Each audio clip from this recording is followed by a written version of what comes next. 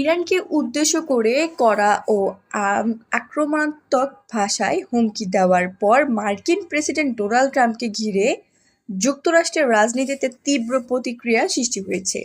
তার সাম্প্রতিক বক্তব্যে উদ্বেগ প্রকাশ করে একাধিক মার্কিন রাজনীতিক এখন তার মানসিক সুস্থতা নিয়ে প্রশ্ন তুলছেন।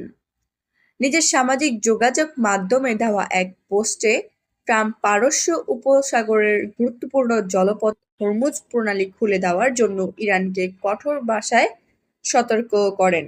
একই সঙ্গে তিনি ইরানের জ্বালানি ও পরিবহন অবকাঠামোর ওপর বড় ধরনের হামলার হুমকিও দেন।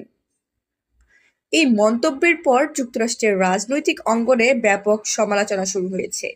সিনেটের ডেমোক্র্যাট নেতা চাক শুমার ট্রাম্পের বক্তব্যকে উন্মাদের প্রলাপ বলে আখ্যা দিয়েছেন।